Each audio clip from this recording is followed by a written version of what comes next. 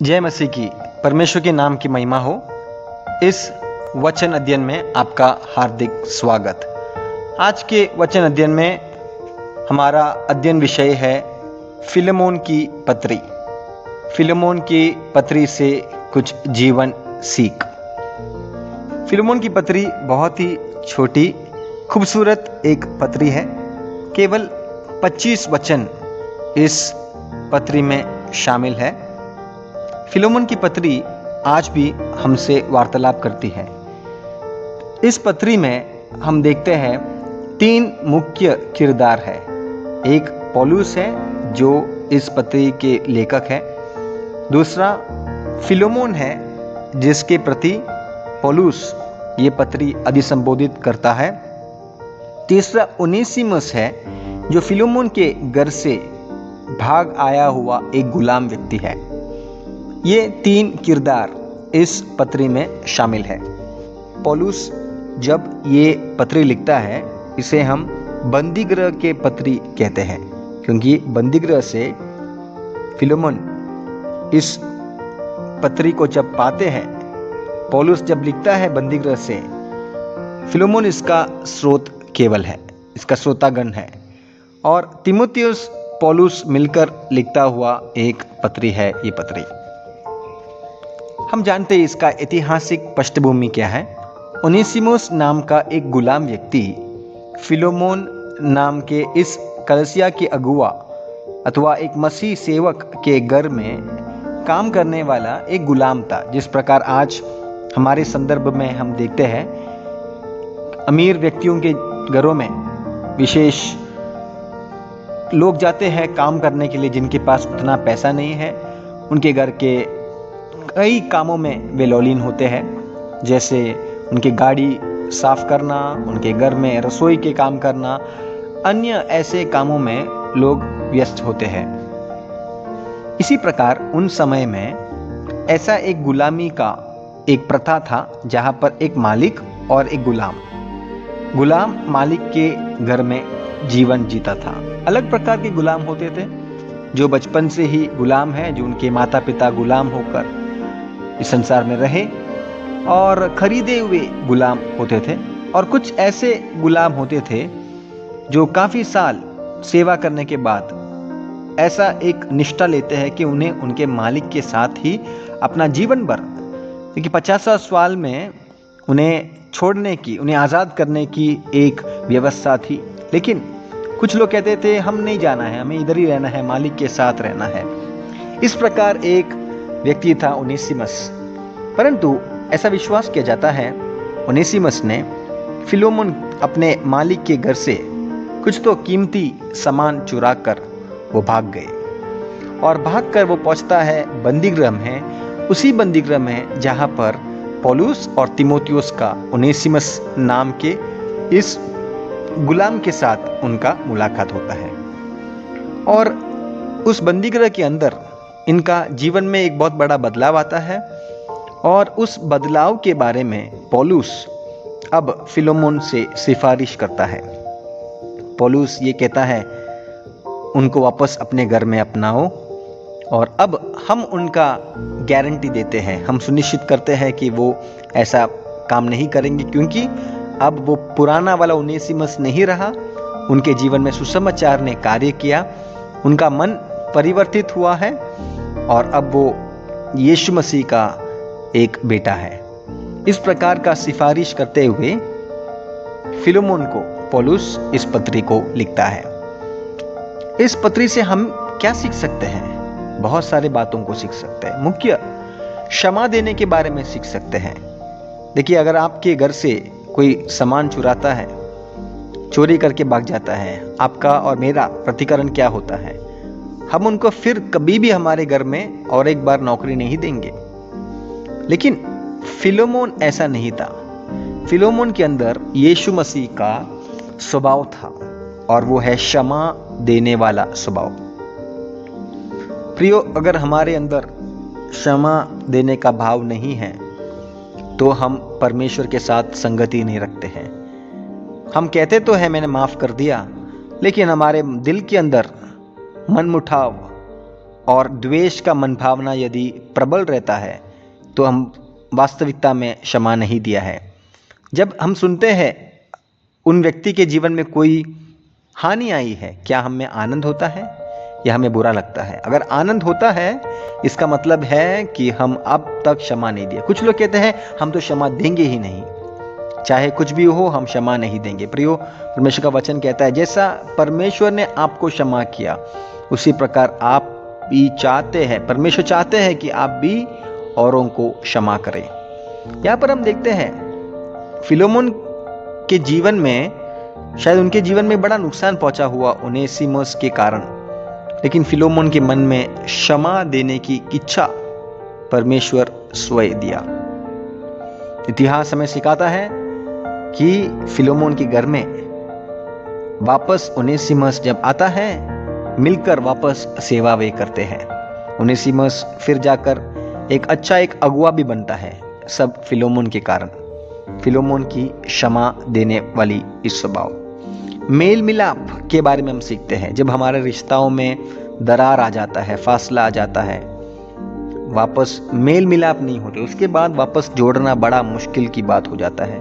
लेकिन यहाँ पर हम देखते हैं मेल मिलाप की एक सेवा, वापस वे दोस्त बन जाते हैं, वापस वे उस घर के सदस्य बन जाते हैं।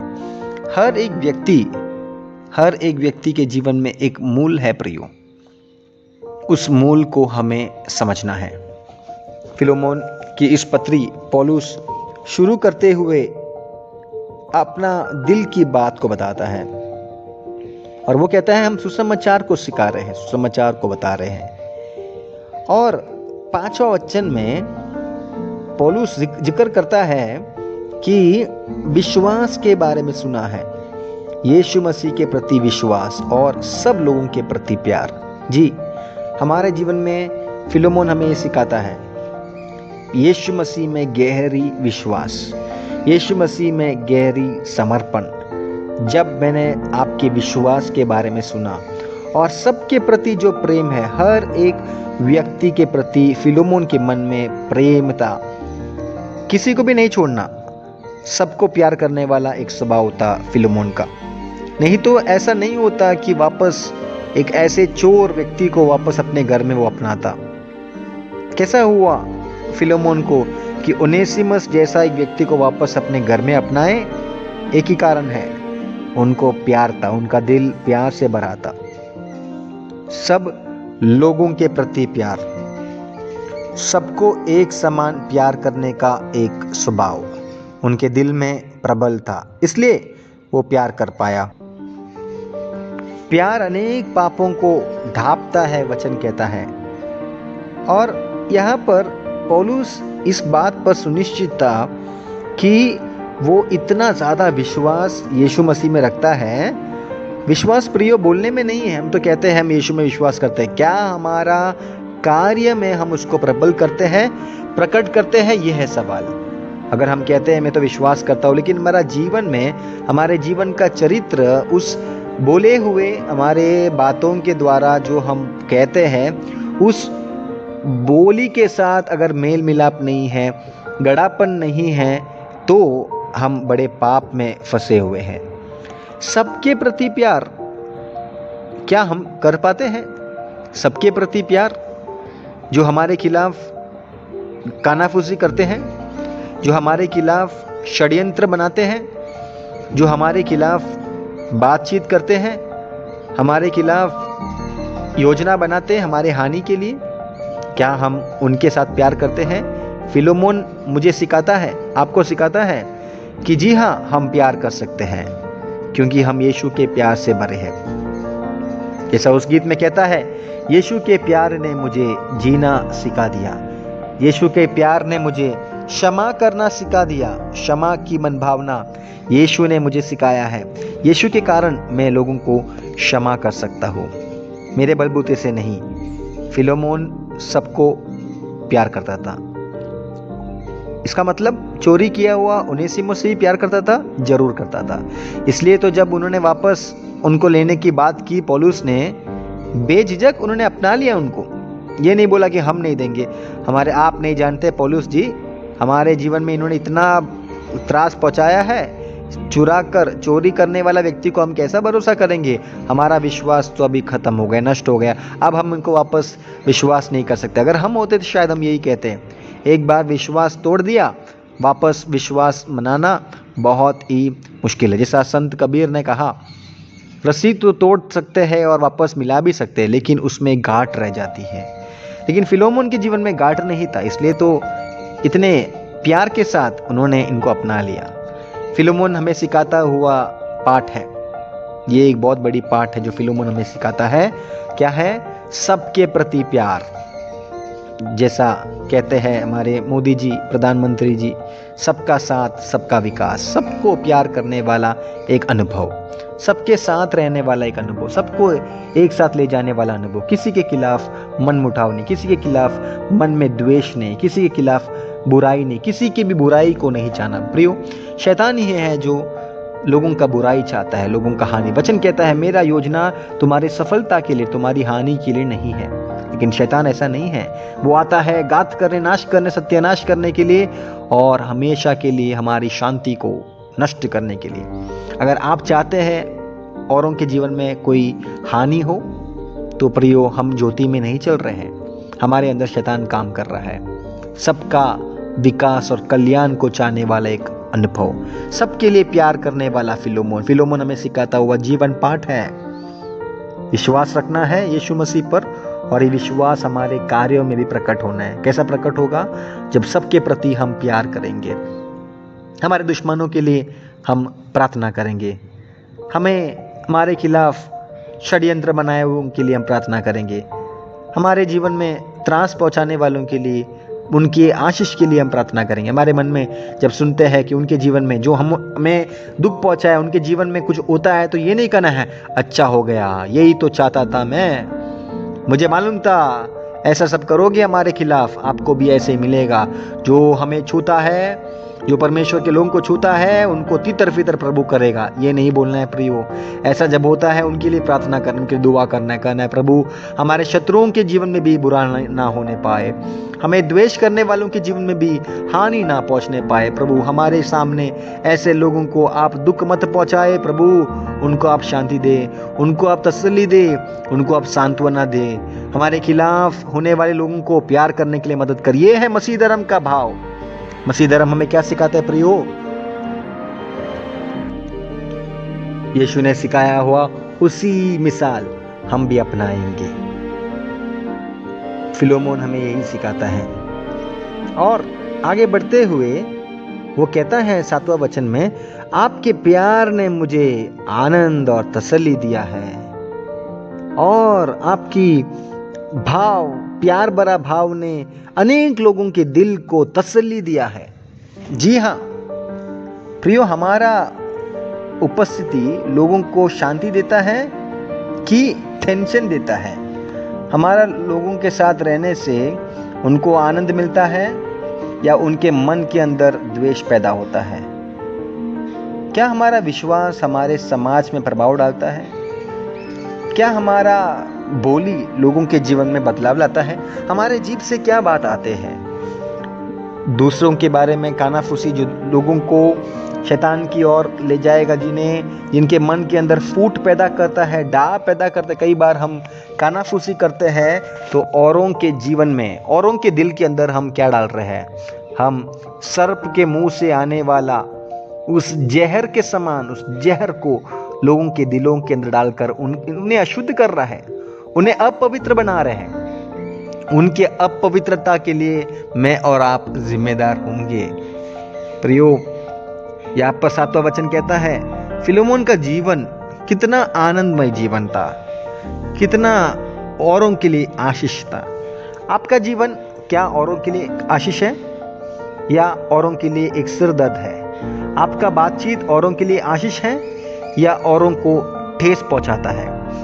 आपका उपस्थिति एक जगह में लोगों को शांति देता है या लोगों को तकलीफ देता है? यह आपको सोचना है, मुझे सोचना है। क्या मेरा उपस्थिति औरों के लिए एक आशीष है या मैं औरों के लिए एक सिरदर्द हूँ?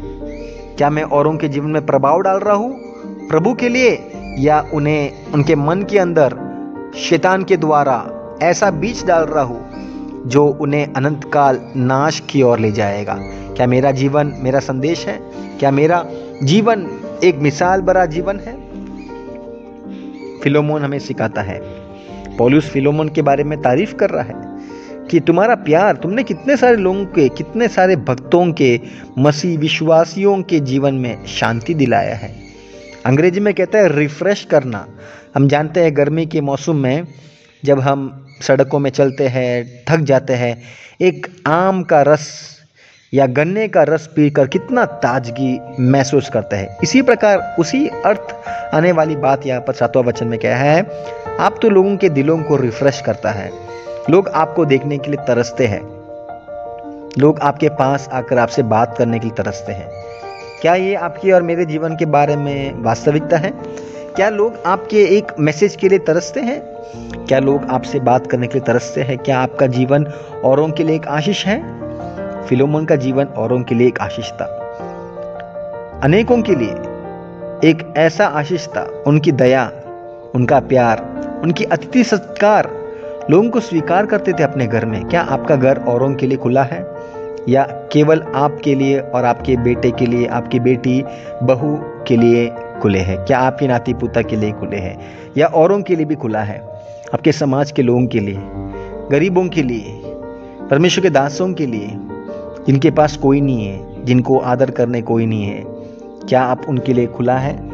क्या आप प्रभु के कलीसिया के कामों के लिए अपना घर खोलते हैं या केवल आपके लिए और आपके स्वयं जीवन केंद्रित आप जीते हैं? फिलोमोन का घर औरों के लिए खुला हुआ था प्रियो। फिलोमोन के घर में कोई भी जाकर रह सकता था, फिलोमोन के साथ कोई बात भी कर सकता था, फिलोमोन के घर पे जाकर लोगों को शांति मिलता था, फिलोमोन के घर में जाकर लोगों को आश्वासन मिलता था, सांत्वना मिलता था, उनके तकलीफ को वो भूल जाते थे, उनको ऐसा तसल्ली मिलता, उनको ऐसा प्रेरणा मिलता। उनके पास लोग जाते हैं, वे ताजगी के साथ बाहर आते हैं, निराशा के साथ जाते हैं, आनंद के साथ बाहर आते हैं। क्षमा नहीं देने वाले मन से जाते हैं, मन मुटाव के साथ जाते हैं, लेकिन शांति पाकर वापस आते हैं। बोझ के साथ जाते हैं, लेकिन बोझ दूर करते हुए बाहर आते हैं। वाह, कितना मनोहर, कितना आनंदमय जीवन। परमेश्वर चाहता है मेरा और आपका जीवन भी इसी प्रकार हो प्रियो। हमारा जीवन औरों के लिए ताजगी लाना है। जैसा एक आम का रस गर्मी में हमें ताजगी देता है, उसी प्रकार आपका जीवन, आपका बातचीत, आपका लेन देन, आपका व्यवहार दया से होना है, करुणामय होना है। जब हम करुणा के साथ व्यवहार करते हैं, अविश्वासियों भी विश्वास में आ जाते हैं। अविश्वासियों को विश्वास में ले आने का एक ही तरीका है प्रियो। आज के संदर्भ में हमारा जीवन, हमारा करुणामय वचन, हमारा करुणामय वार्तालाप लोगों को आकर्षित करना है यीशु मसीह की ओर। हमारा वार्तालाप में ऐसा एक भक्ति होना है जिससे लोग यीशु को जानने में मजबूर होगा। फिलोमोन हमें इस बात को सिखाता है। फिलोमोन का जीवन हमें ऐसा एक बात को सिखाता है कि इस प्रकार एक जीवन मुझे और आपको भी जीना है। फिलोमोन का प्यार के बारे में हमने देखा, फिलोमोन के विश्वास के बारे में देखा हमने, सबको प्यार करने वाला व्यक्ति। उनके उदारता के बारे में हमने देखा, उनके जीवन शैली के बारे में हमने देखा, लोगों को मदद करने वाला। कोई अगर गरीब है, कोई अगर मुश्किल में है, किसी के जीवन में अगर त्रास है, किसी के जीवन में अगर कोई तकलीफ आया है, दौड़कर जाता है, दौड़कर जाकर एक अवसर ढूंढते हैं। क्या हम एक अवसर ढूंढते हैं औरों को मदद करने प्रियो? आखिरी बार आपने किसी का मदद कब किया था? आखिरी बार मैंने और आपने कब औरों के कल्याण के बारे में सोचा? जब किसी के जीवन में अच्छा कुछ आता है हमें बुरा लगता है, किसी के जीवन में बुरा लगता है, कुछ होता है बुरा तो हमको अच्छा लगता है। ये यीशु मसीह के स्वभाव के समान नहीं है, ये शैतानिक स्वभाव है। जब वचन कहता है जो शोक मनाते हैं उनके साथ शोक मनाना, जो आनंद मनाते हैं उनके साथ आनंद मनाना। जब किसी के जीवन में कोई अच्छी बात होते हैं उनके साथ आनंद में मिलना है, सेलिब्रेट करना है, जो जश्न मनाना है, जैसा आपके घर में हो रहा है। जब आपके घर में जिस प्रकार होता है उसी प्रकार औरों के जीवन में होता है, तभी आनंद मनाना है। इसको बोलते हैं भक्ति। जब और किसी के घर में दुख आता है, आपको ऐसा लगना चाहिए ये मेरा दुख है, मैं भी इसी दुख से जा रहा हूँ, क्योंकि ये मेरा भाई है, ये मेरी बहन है, ये मेरा शरीर का अवयव है, ये हम एक ही परमेश्वर के बेटे हैं। मेरा दिल को तोड़ना चाहिए, ऐसा नहीं बोलना चाहिए। मुझे क्या फर्क पड़ता है, मेरा घर पे तो नहीं आया, ऐसा नहीं बोलना है प्रियो। फिलेमोन हमें सिखाता है औरों के दुख मेरा भी दुख है, औरों का कष्ट मेरा भी कष्ट है। इस प्रकार का एक व्यक्ति था। और भी बहुत सारे गुण हैं फिलेमोन के जीवन से। 21वां वचन में कहता है, फिलेमोन ऐसा व्यक्ति था जो मांगने से भी ज्यादा करता था। 21वां वचन। हमने 4था वचन में उनका विश्वास और उनके प्रेम के बारे में देखा, 7वां वचन में उनका अतिथि सत्कार के बारे में देखा। 21वां वचन में हम देखते हैं मांगने से भी ज्यादा करने वाला व्यक्ति।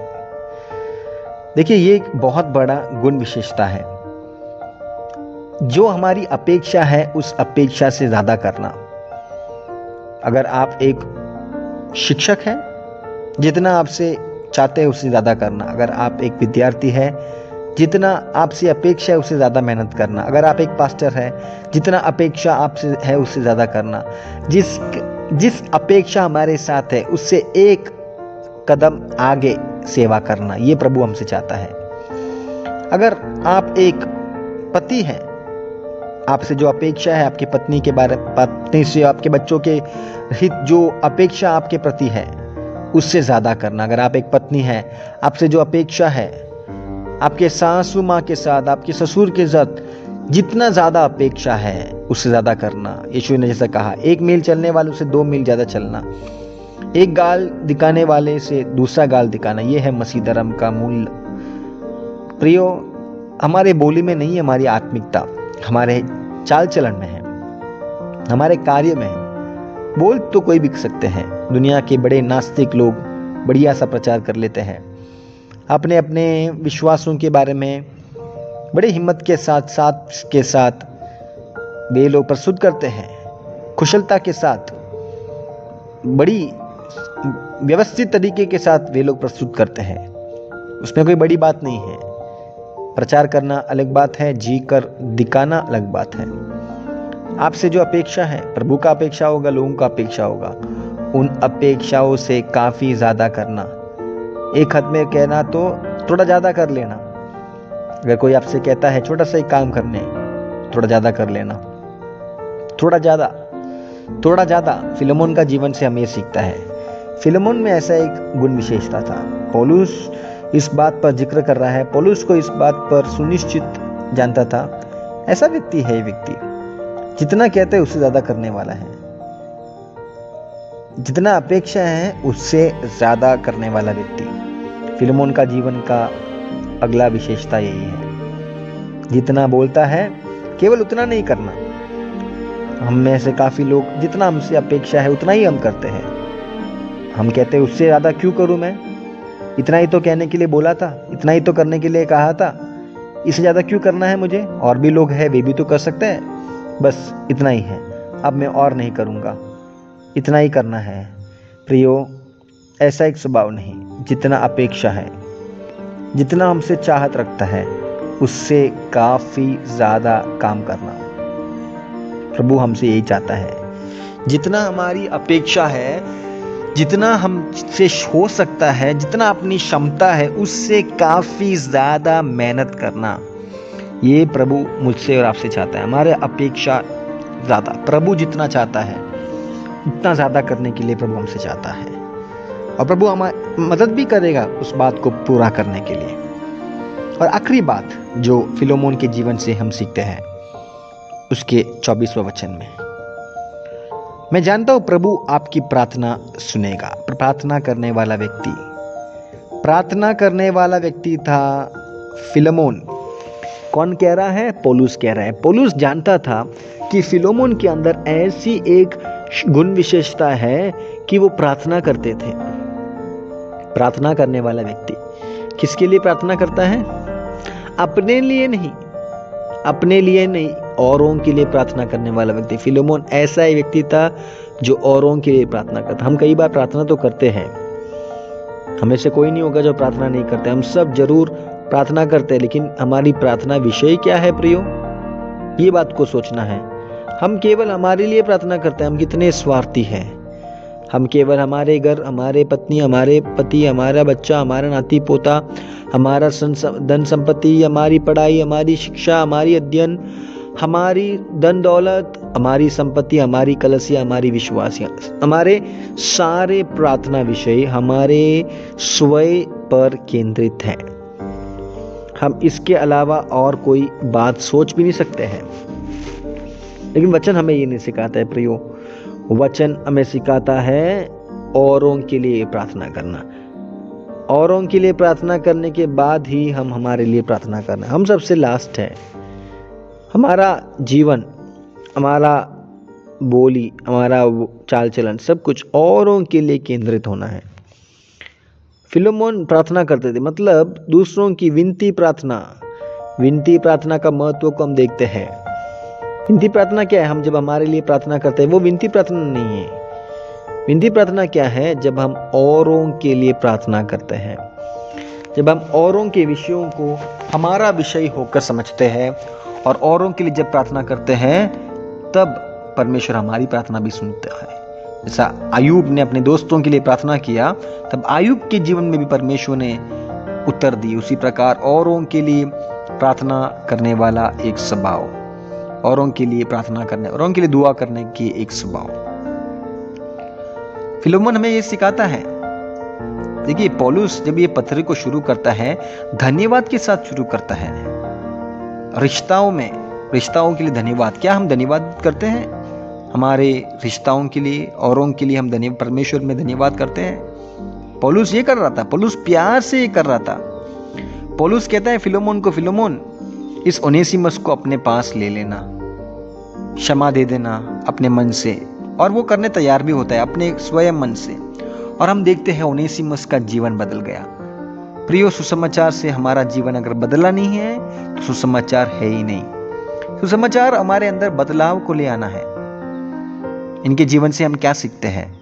ओनेसिमस हमें सिखाता है, ओनेसिमस का जीवन बदल गया, एक नया ओनेसिमस बन गया। पुराना आदमी चला गया, पुराना आदमी मर गया। उस बंदीगृह में वो पुराना आदमी मर गया जब पौलुस ने सुसमाचार सुना लिया। अब एक नया ओनेसिमस उत्पन्न होता है, प्रेम से भरा हुआ। अब चोरी करने वाला ओनेसिमस मर गया। अब अपने मालिक की सेवा समर्पण की भाव के साथ करने वाला एक ओनेसिमस को हम यहाँ पर देखते हैं। ओनेसिमस के जीवन में एक बड़ा बदलाव। क्या सुसमाचार सुनने के बाद आपका जीवन में बदलाव आया है? ये नहीं है सवाल ये नहीं है कि सुसमाचार सुनने के बाद आपके जीवन में क्या तरक्की आया। आपका बेटा नशा करता था, उसका नशा आज भी है या वो छोड़ दिया है, पूरा छोड़ दिया है। ये नहीं पूछा सुसमाचार आपके घर में आने के बाद कितना पैसा आपको मिला। ये नहीं पूछा सुसमाचार आपके घर में आने के बाद आपके घर के शारीरिक स्थिति में, भौतिक स्थिति में क्या बदलाव आया, पैसा कितना ज्यादा आने लग गया। ये नहीं सवाल ये है सुसमाचार सुनने के बाद आपका जीवन में क्या बदलाव आया। क्या आपका पाप से आप छूटे हैं? जो पाप आप करते थे मसीह को जानने के पहले, जैसा ओनेसिमस मसीह को जानने के पहले चोरी करने वाला व्यक्ति था, लेकिन आज ओनेसिमस अपना स्वभाव से परिवर्तित हो गया, बदलाव आ गया है। आज ओनेसिमस चोरी करने वाला ओनेसिमस नहीं रहा। आज ओनेसिमस प्यार करने वाला, अपने मालिक की सेवा करने वाला, समर्पण के भाव के साथ अपने मालिक के लिए समर्पित जीने के लिए तैयार हो गया ये ओनेसिमस। फिलेमोन के जीवन से, पौलुस के जीवन से, ओनेसिमस के जीवन से भी हम सीख सकते हैं एक परिवर्तित जीवन प्यारो हमारे जीवन में भी होने पाए। फिलेमोन के जीवन से सीखा हुआ 4 बातों को हमने आज अध्ययन किया हुआ बातों को हमारे जीवन में लागू करें। सबसे पहली बात, 4 वचन में हम देखा विश्वास और प्यार, सबके प्रति प्यार, यीशु के प्रति प्यार। 7वां वचन में अतिथि सत्कार, औरों को आदर करने वाला, औरों के लिए एक आशीष का कारण बनने वाला एक स्वभाव। और हमने क्या सीखा? फिलेमोन हमें सिखाता है 21वां वचन में अपेक्षा से ज्यादा करने वाला, ज्यादा पूछता है उससे ज्यादा करने वाला। और 22वां वचन में हम देखा प्रार्थना, औरों के लिए प्रार्थना करने वाला फिलेमोन। ओनेसिमस हमें सिखाता है सुसमाचार का सामर्थ्य क्या है। नशा करने वालों को नशा से बचाने वाला सुसमाचार, पाप करने वालों को पाप से बचाने वाला सुसमाचार, अंधकार में पड़े हुए लोगों को ज्योति में ले आने वाला सुसमाचार। सुसमाचार का सामर्थ्य आज भी आपके अंदर काम कर रहा है। पवित्र आत्मा सुसमाचार को जो आपके अंदर डालता है, सुसमाचार केवल सुनने वाली बात नहीं है, एक जीवन को बदलने वाली, जैसे एक बॉम्ब डालकर एक जगह पूरा फूट जाता है, उसी प्रकार सुसमाचार का सामर्थ्य जब दिलों के अंदर, हमारे हृदय के अंदर आता है, हमारा जीवन बदल जाता है प्रियो। हमारा जीवन एक नया उनेसिमस बन जाते हैं। पुराना उनेसिमस तो बंदीगृह में मर गया, अब नया उनेसिमस, सेवा करने वाला उनेसिमस, देने वाला उनेसिमस। पुराना उनेसिमस चोरी करता था, अपने मालिक के प्रति अविश्वास थे, विश्वासघात किया हुआ उनेसिमस आज विश्वास योग्यता के साथ यीशु की सेवा करता है। हमारे जीवन में भी इन बातों को हम सीखेंगे। फिलोमोन हमें सिखाता हुआ, उनेसिमस हमें सिखाता हुआ, पौलुस हमें सिखाता हुआ, इस पाठ को हम जीवन में अपनाएंगे। प्रभु हमें मदद करे। धन्यवाद।